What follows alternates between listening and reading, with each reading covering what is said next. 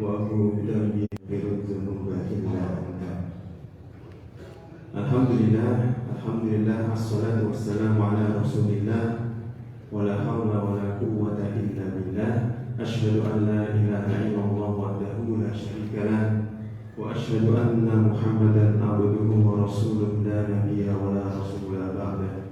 Allahumma shalli wa sallim wa barik ala nabiyyina Muhammad wa ala alihi wa ashabihi wa mawalah. Alhamdulillahirabbil alamin. Syukur pada Allah Subhanahu wa taala yang telah melimpahkan nikmat yang begitu besar kepada kita. Salah satunya adalah Allah menggerakkan hati kita, Allah membuat ringan langkah kita untuk mendatangi rumahnya Allah untuk sholat berjamaah di Masjid Jawa Garin ini.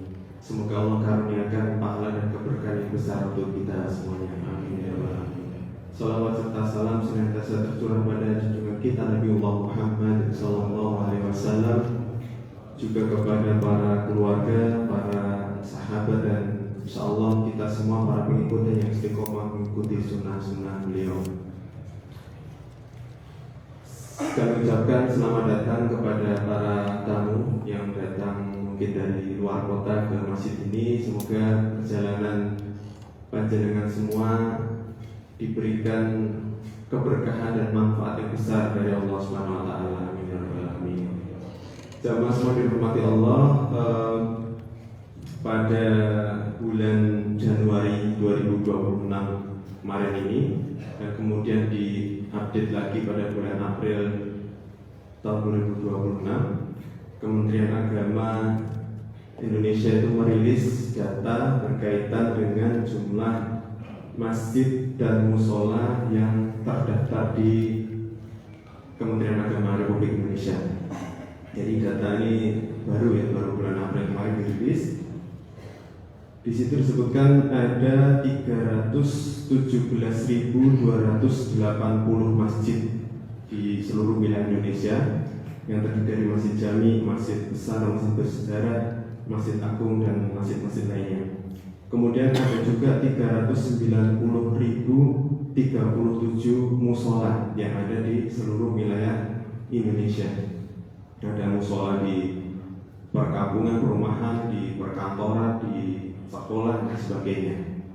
Totalnya ya untuk masjid dan musola itu ada 707.317 masjid dan musola yang terdaftar di sistemnya Kementerian Agama. Tentu ini kalau beberapa masjid dan musola yang belum terdaftar dimasukkan, jumlahnya bisa lebih besar dari itu. Jika di rata-rata mungkin setiap provinsi ada kurang lebih 18.613 masjid atau musola setiap provinsi di Indonesia ini. Tapi memang fokus kita pagi hari ini bukan mengenai jumlahnya masjid dan musola, tapi bagaimana kemudian kita umat Islam di Indonesia sebagai umat terbesar di negara ini bisa kemudian memfungsikan masjid sebagaimana baginda Rasulullah SAW dulu, kemudian beliau membangun masjid, bagaimana beliau kemudian memakmurkan masjid. Nah, kita coba komparasikan dengan data dari survei survei pernah dilakukan oleh Indonesian Muslim Report. Ini sudah dilakukan beberapa tahun yang lalu Di situ mensurvei terhadap umat Muslim di Indonesia bagaimana kemudian berkaitan dengan sholat kita semuanya. Dari data itu disebutkan ada 38,9% dari umat Islam di Indonesia ini yang mengatakan selalu sholat, baik itu berjamaah maupun sendirian. Kemudian ada data juga yang menyebutkan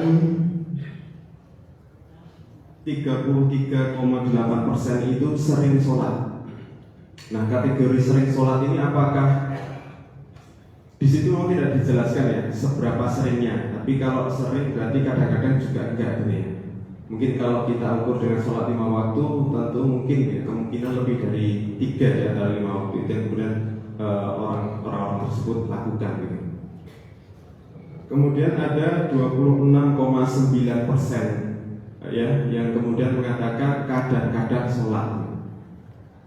Nah, kadang-kadang sholat ini apakah kategorinya dia mungkin sehari sholat, sehari enggak, atau mungkin sholatnya hanya seminggu sekali di hari Jumat, atau mungkin juga ada sebagian saudara kita saat ini yang mungkin sholatnya hanya setahun 2 kali ya, sholat Id, itu pun sunnah gitu Bapak Ibu. Nah, di sini kita kemudian menyimpulkan ternyata kalau kita ukur dengan jumlah penduduk di Indonesia saat ini ya, menurut data itu ada 288 juta jiwa. Kemudian umat muslim itu sekitar 86%, berarti di angka 249,8 juta jiwa. Angka yang cukup besar ya. Ini terbesar kedua di dunia sekarang setelah Pakistan. Kemudian kalau kita ukur tadi ya, jumlah persentasenya 38,9% yang selalu sholat gitu ya, selalu sholat baik itu berjamaah maupun sendirian. Itu angkanya adalah 94 juta jiwa. Sedangkan yang selalu berjamaah, nah ini yang menarik adalah dari 38,9% yang selalu sholat tadi, itu kan rinciannya ada yang sendirian, ada yang berjamaah gitu ya. Nah, yang selalu berjamaah itu hanya 2% saja dari 38,9. Kemudian yang sering berjamaah itu 7,7%. Kemudian yang kadang-kadang berjamaah itu 29,2%. Jadi mayoritas umat Islam di Indonesia ini memang yang sholat tadi, yang selalu sholat tadi, itu tidak sering berjamaah, gitu. Tidak sering berjamaah. Kalau kita ukur dengan komparasi jumlah penduduk tadi ya, itu berjumlah hanya 1,8 juta jiwa yang selalu sholat dan berjamaah di masjid atau mushola. Nah, ini angka yang sangat minim sekali gitu ya kalau kita bandingkan dengan jumlah penduduk muslim di Indonesia.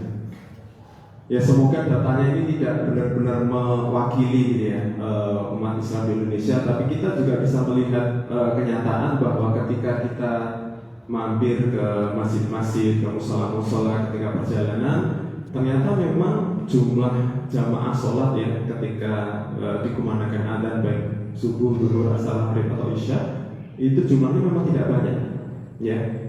Sebagian masjid dan mushola itu ketika kami tanya, nah ini ada survei silsilah juga yang sering kami lakukan ya. Jadi ketika jamaah dari beberapa kota datang ke Masjid Jogarian untuk studi banding atau sharing tentang manajemen masjid, dan kemudian kami diamanai untuk membersamai ya materi tersebut, sering kami bertanya kepada para tamu tersebut ya dari beberapa masjid di Indonesia ini, dan jumlahnya mungkin karena sudah saya lakukan beberapa tahun terakhir ini ya, mungkin jumlahnya sudah ratusan masjid atau mushola. Itu ketika kami tanya, jumlah yang rutin ya untuk sholat 5 waktu itu memang hanya 1 baris, 2 baris gitu ya. Dan ketika kita bandingkan dengan jumlah Jumatan, kami tanya lanjutan, di sana juga dipakai untuk Jumatan, betul Bapak Ibu? Dipakai. Berapa kalau Jumatan? Ya penuh gitu jawabannya. Penuhnya berapa? Ya sekitar 100, 1.500, kalau masih besar mungkin ada yang 500 seperti itu ya. Tapi ketika saya tanya, kalau subuhannya berapa? Subuhannya ya rata-rata jawaban mereka ya, itu dari beberapa masjid yang kami tanya itu hanya sekitar 10-20% perbandingan subuh dengan Jumatan. Jadi kalau kalau Jumatan itu 100 misalnya, maka yang jamaah subuh itu hanya sekitar 10-20 orang. Dan Bapak Ibu mungkin juga melihat itu ya di beberapa masjid atau mushola yang di sekitar panjenengan mungkin dari luar kota atau ketika perjalanan, kenyataannya memang seperti itu. Ya, ini memang suatu hal yang memang harus kita evaluasi sebagai umat Islam Indonesia. Kenapa? Kalau kita kemudian bandingkan dengan kondisi kita hari ini ya, memang kenyataan banyak sekali ketimpangan yang terjadi. Misalnya saja mengenai kesehatan, ada orang yang kemudian sakit keras ya, berat, tidak bisa berobat kemanapun karena tidak punya dana. Tapi sebagian yang lain sangat berlimpah gitu ya, bisa berobat ke luar negeri, ke manapun gitu dengan mudahnya.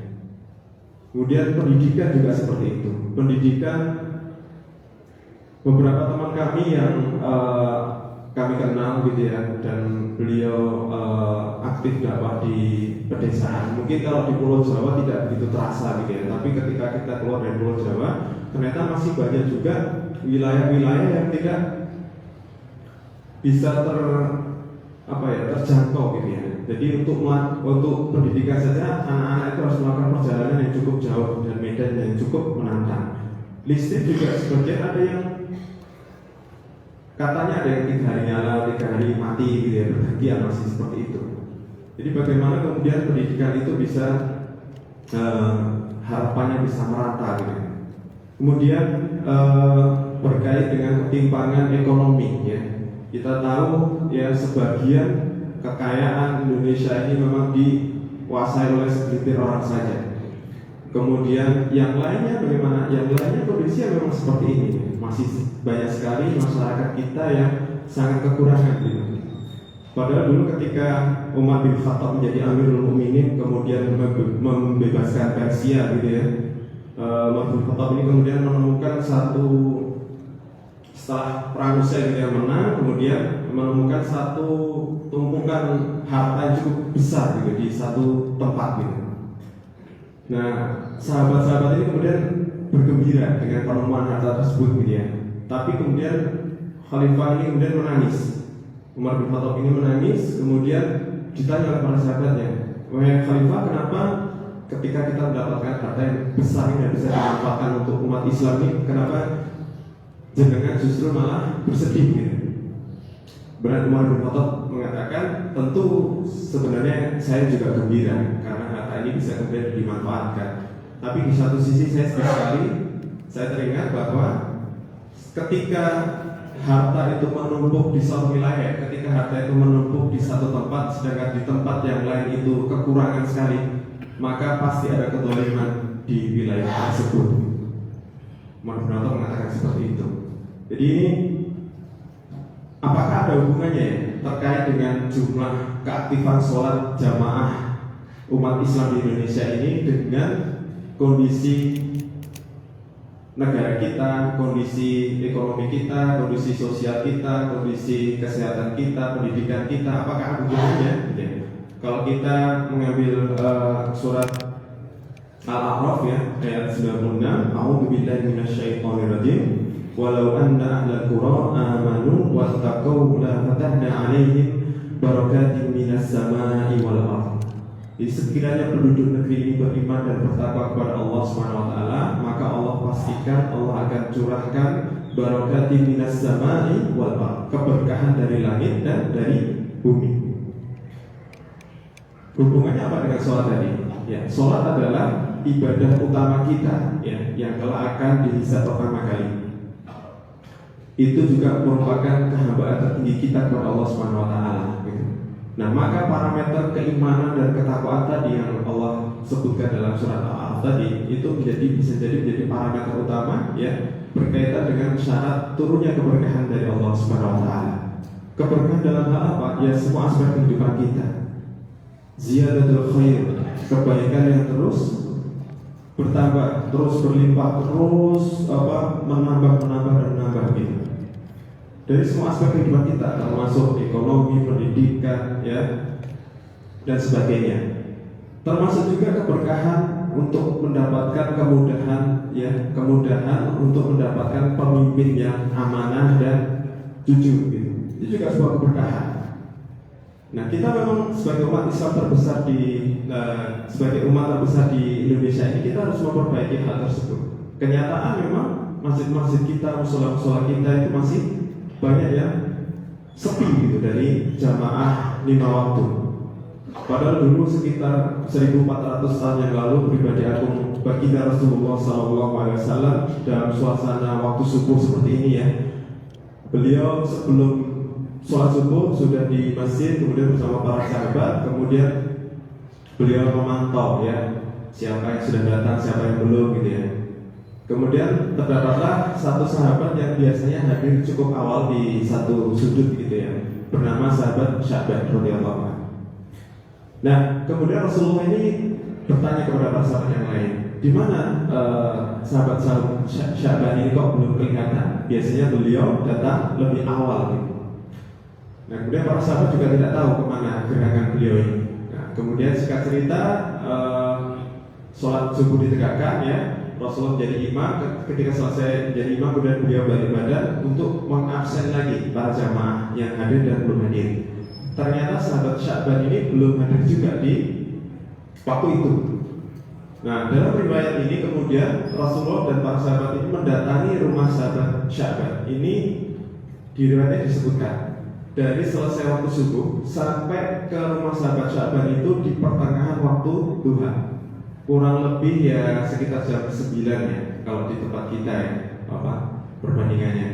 Artinya kalau misalnya itu dilakukan perjalanan itu setelah syuruk gitu ya, anggaplah jam 6 gitu. Sampai ke rumah sahabat Sya'ban itu jam 9. Berapa jam Bapak Ibu? 3 jam. 3 jam, kurang lebih 2 atau 3 jam. Itu perjalanan yang jauh atau sebentar? Dekat? Jauh ya. Nah, kisah ini kemudian dilanjutkan ketika sampai ke rumah sahabat Sya'ban, ya, bertemu dengan istrinya mengatakan, wahai Rasulullah, suami saya meninggal sebelum waktu subuh tadi, dan dia menyebutkan 3 hal, kenapa tidak paling jauh, kenapa tidak paling banyak, kenapa tidak lebih baru. Tapi kita tidak mengambil hikmah mengenai 3 ini, kita mengambil hikmah mengenai bagaimana kemudian baginda Rasulullah SAW. Beliau kemudian melakukan absensi dia terhadap para sahabatnya yang tidak kelihatan di masjid. Kemudian beliau melakukan jemput bola, mendatangi rumahnya. Ya, seperti itulah kemudian bagaimana efek dari hadirnya jamaah Muslim kita di Indonesia ini untuk sholat berjamaah di masjid. Rasulullah mencontohkan bahkan sampai didatangi rumahnya walaupun menempuh perjalanan yang cukup jauh gitu ya. Pertanyaannya, apakah kita semua mungkin dari masjid-masjid yang hadir di sini pernah melakukan itu sebagai takmir? Sering kami tanya juga kepada para takmir yang datang ke Jawa Karya, ya, mayoritas memang belum pernah melakukan itu. Dan padahal ini dicontohkan oleh Rasulullah SAW. Nah, maka kita bisa melakukan hal tersebut ya. Bagaimana kemudian takmir ini punya sistem yang tugasnya adalah untuk mengabsen jamaah gitu ya. Siapa yang biasa hadir belum hadir, barangkali beliau itu sedang sakit gitu ya, didatangi, ditengok, didoakan, diberikan hadiah gitu, itu lebih senang. Atau sedang ada hajat, butuh bantuan dan sebagainya. Nah, maka di Masjid Jogar ini ada biro khusus ya, namanya Biro Koordinator Jamaah ya. Itu sebagai perwakilan jamaah, salah satunya tempat koordinasi dari takmir kepada biro itu untuk tadi mendapatkan data jamaah, kemudian memantau jamaah apakah ini sudah aktif atau belum. Kalau pernah aktif kemudian tidak pernah kelihatan, apakah kondisinya sekarang seperti apa gitu ya. Maka itu perlu kita lakukan bersama ya. Semoga dengan upaya ikhtiar ini Allah kemudian meringankan langkah-langkah kaki kita umat Islam di Indonesia ini untuk memenuhi masjid-masjid dan mushola-mushola yang sudah ada di Indonesia ini.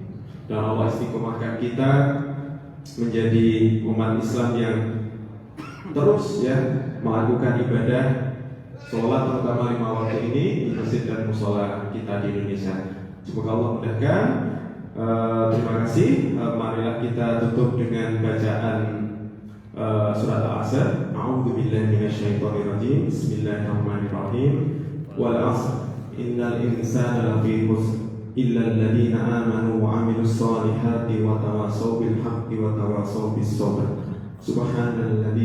Subhanakallahumma rabbana wa bihamdika asyhadu an la ilaha illa anta astaghfiruka wa atubu ilaik. Jazakumullahu khairan katsiran. Wassalamualaikum warahmatullahi wabarakatuh.